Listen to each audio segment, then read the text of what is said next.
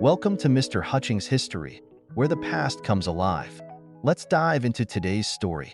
All right. Hey, everyone. Welcome back. You know we love diving deep into history with you, and today we're tackling a listener request about JFK. Always a good one. Right. Specifically, we're looking at his foreign policy during the Cold War, particularly that flexible response thing. Flexible response, a classic. And we've got a fantastic source for this deep dive, a lecture essay aimed at history students, so we know we're getting the good stuff. Should be a great overview then. Totally. And, I was reading through it, and honestly, I had this idea that it was all about nukes back then. Like, just duck and cover and hope for the best. Yeah, that was definitely part of the picture. But get this, JFK actually boosted spending on conventional forces, too. Like, way more than I would guessed. Interesting. I guess there was a lot more going on than just the nuclear threat. That's what I'm thinking. There's got to be a whole lot more to this story. So, to help us unpack all of this, I've got our expert here. Happy to be here. So can you give us the rundown on flexible response? What was the big idea, and how did it differ from what Eisenhower was doing before him? Right. So picture this. It's the Cold War. Tensions are high, and the big strategy is containment. Stopping the spread of communism. Right. Got to keep those dominoes from falling. Exactly. Now, Eisenhower's approach, his new look, relied heavily on nuclear deterrence. The whole massive retaliation thing. Yeah, basically saying, mess with us and we'll unleash the nukes. But JFK saw that as, well, kind of limiting. Limiting how? Well, what if a situation didn't call for full-blown nuclear war? You need other options, right? Okay, I see what you mean. So that's where flexible response comes in. Exactly. It was all about giving the U.S. a broader range of options for dealing with communist threats. It didn't mean abandoning nukes altogether, but having a more diverse set of tools. Okay, I like it. So what kind of tools are we talking about here? Well, think diplomacy, economic aid, even covert operations. Wait, covert operations. So JFK was ramping up the CIA's activities. Oh, yeah, for sure. Whoa, what kind of stuff are they doing? Well, our source mentions a couple of examples that really show how far-reaching these operations were. Take the Congo crisis in 1961. Okay, what happened there? So the Congo gains independence, and their first prime minister, Patrice Lumumba, starts leaning towards the Soviets for support. Uh-oh, not good for U.S. interests. Nope. The CIA got worried about Soviet influence in Africa and ultimately ended up supporting Lumumba's assassination. Wow, okay, so that's pretty intense. They were really taking an active role in shaping events. Absolutely. And it wasn't just Africa. There's also the example of the 1964 Brazilian coup. What, they toppled a government in South America too? Yep. The CIA backed the military overthrow of President João Goulart. Now, Goulart was pushing for land reforms and policies that weren't exactly popular with U.S. business interests, so it gets kind of complicated. Whoa, I had no idea. It sounds like JFK wasn't messing around. That's one way to put it. And this actually brings up a huge point of debate among historians. There are like 4 main schools of thought when it comes to interpreting JFK's foreign policy. Okay, this is getting good. Let's hear them. All right, so first, you've got the Orthodox view. They see JFK as a super decisive leader who navigated the Cold War like a champ. They think his actions, even the controversial ones, were totally necessary to stop the spread of communism. So basically the classic hero narrative. Pretty much. Then you have the revisionists, who are way more critical. They argue that JFK was too quick to jump into other countries' business and that he just wanted to keep the U.S. on top. So not so much a hero, more like a guy who liked to throw his weight around. Yeah, you could say that. Then there are the post-revisionists who try to find a middle ground. Okay, so they see both the good and the bad. Exactly. They recognize that he had tough choices and that his actions had both positive and negative effects. And lastly, you have the new left perspective. What's their take? They're super critical of things like covert ops and military buildups, arguing that these things just made global inequality worse.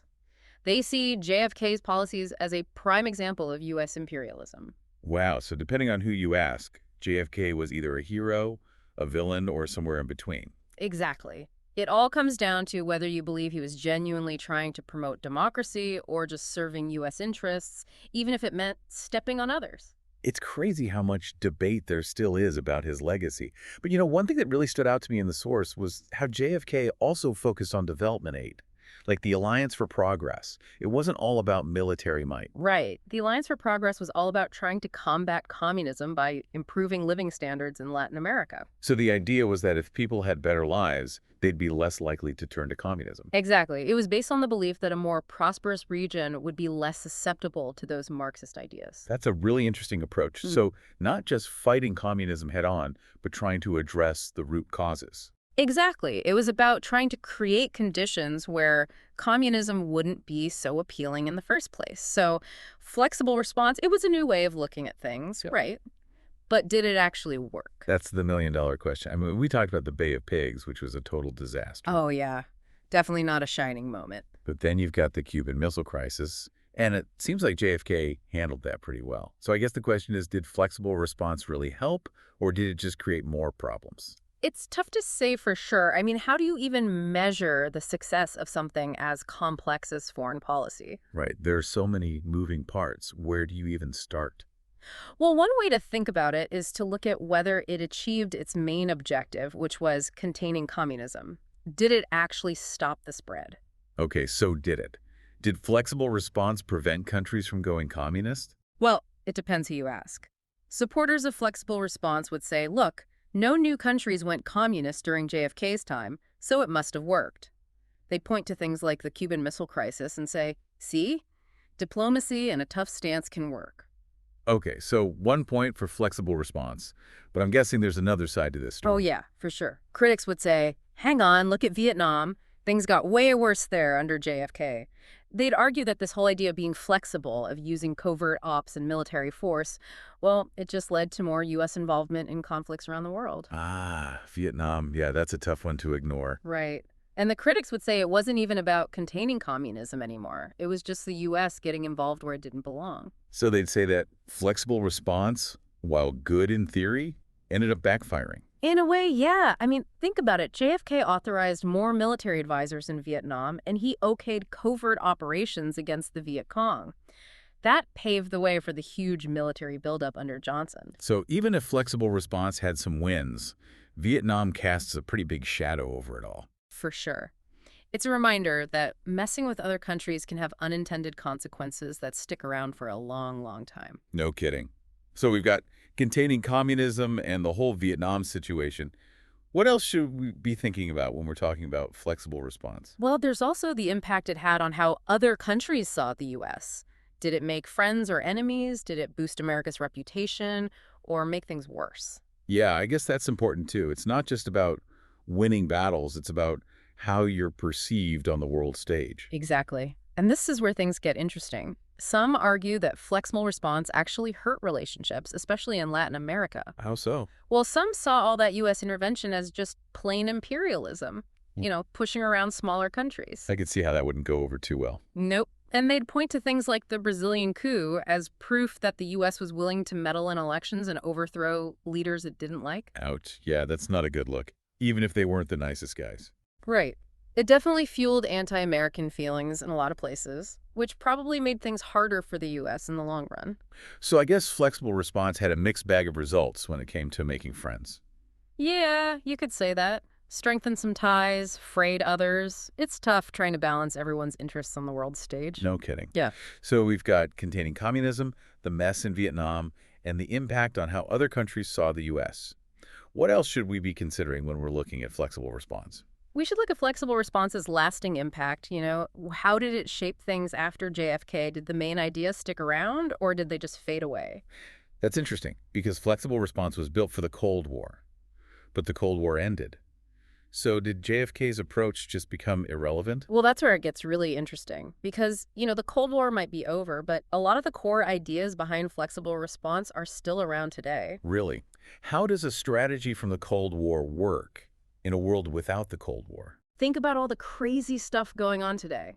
Terrorism, cyber attacks, climate change, economic meltdowns, and those strongman leaders popping up.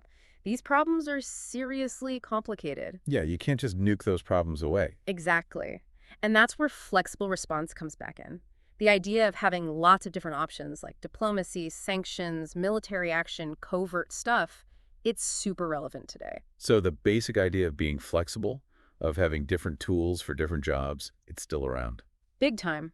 Look at how the U.S. is handling the Ukraine situation. We've got sanctions on Russia, military aid to Ukraine, and we're trying to get other countries to side with us. Right. It's not just one thing. It's a whole bunch of things all happening at once. It's like a Swiss Army knife of foreign policy tools. Ah, I like that. And that's exactly what flexible response is all about. Being able to adapt, change things up, use the right tool for the job, and mix and match to get the results you want. So even though the Cold War is long gone, JFK's flexible response is still shaping how the U.S. acts on the world stage. It's amazing how one approach from way back when can still be so relevant today. It really shows how history doesn't just stay in the past. It shapes how we understand the world now and how we deal with things in the future. Totally. Well, I think we've covered a lot of ground here. We talked about how flexible response got started, what worked, what didn't, how other countries felt about it, and what its lasting impact has been. But before we wrap up, I want to go back to something you mentioned earlier about how tough it is to really judge whether any foreign policy strategy was a success or not. Yeah, it's crucial to remember that foreign policy is super messy. There's so much going on, so many unexpected outcomes. It's almost impossible to say for sure if something was a good idea or a bad idea. So how do we make sense of it all? If it's so hard to tell what works and what doesn't, how can we even talk about foreign policy? Well, I think the key is to avoid making black and white judgments, to recognize the complexity of it all. So what you're saying is there's not always a simple right or wrong answer when it comes to foreign policy. Exactly. We need to acknowledge that different people will see the same event or policy in different ways. What looks like a success to one person might look like a failure to another. That makes sense. So it's about understanding the context, taking different perspectives into account, and thinking about the long-term consequences. Exactly. And it's about staying away from those easy answers and recognizing that things are often more complicated than they seem. It's a reminder that the world is a messy place and that there are no quick fixes for really complicated problems. For sure. And I think that's a valuable lesson we can learn from studying history, especially the history of diplomacy. It teaches us to think critically, to question things, and not to fall for simple solutions. It reminds us that the world is complicated and that easy answers are usually not the real answers. Right on. And I think that's a really important lesson to keep in mind as we face all the challenges of the 21st century. You know, it's wild to think that choices JFK made way back then during the Cold War still kind of shape how we approach things today. It's like history isn't just something in a textbook. It's like the foundation for how we get things done now. Totally. And if we understand how things like flexible response changed over time, it can really help us understand the stuff we're dealing with in the 21st century. Okay, so speaking of the stuff we're dealing with today, what are some things we can learn from how JFK handled foreign policy that we can maybe use now? I think one of the big ones is don't get stuck in just one way of thinking. Like, don't be too rigid. Yeah, exactly. Flexible response was really about being practical, being willing to change things up based on what's happening, not just sticking to one plan no matter what. So it's about like being flexible in how you think, not just in what you do. Right. And I think that's super important for people making decisions today, especially now when everything is so connected and complicated. We got to be able to think outside the box. Yeah.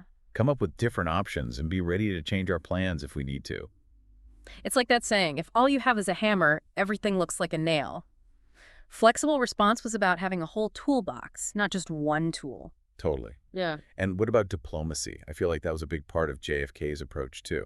Yeah, definitely. Even when dealing with people you don't agree with. You mean like even with your enemies? Especially with your enemies. Remember the Cuban Missile Crisis? JFK knew that talking directly to Khrushchev was the only way to calm things down and avoid a nuclear war. That was a seriously close call looking back. It really was, and it shows how powerful talking can be, even when it's tough and stressful. It might be the best way we have to stop fights and prevent violence. So keeping those lines of communication open, even with your rivals, is key. Absolutely. Oh, and another thing we can learn from JFK is that foreign policy is a long game. It's not about quick fixes, huh? Nope. JFK knew that, and he was cool with investing in stuff that would take a while to show results, like the Alliance for Progress. So it's about like being strategic, thinking long term, not just reacting to every little thing that pops up. Exactly. And knowing that building relationships, helping economies grow, and supporting democracy are all super important for a successful foreign policy. It sounds like JFK's approach wasn't just about showing off military strength. It was about using everything you've got,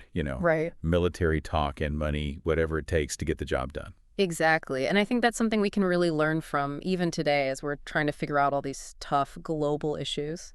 So as we wrap up this deep dive into JFK and flexible response, what's the big takeaway? What do you want our listeners to remember?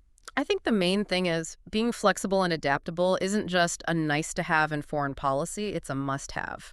The world's always changing, so how we deal with it has to change too. You got to roll with the punches. Yeah. JFK got that, and even though his way of doing things wasn't perfect, there's a lot we can still learn from it. It reminds us that history isn't just about the past. It's about figuring out the present and making the future better. Totally. And learning from the mistakes and wins of those who came before us can help us make smarter choices now. That's for sure. Well, huge thanks to you, our expert, for walking us through JFK's flexible response. I feel like we all have a way better understanding of this whole thing now. It's been fun. I always love getting into this kind of stuff. And to all of you listening, thanks for diving deep with us. We hope you learned something new and interesting about JFK and how his ideas still matter today. And until next time, keep on exploring, keep on asking questions, and keep on diving deep. Thanks for listening to Mr. Hutchings' History. Keep exploring, and we'll see you next time.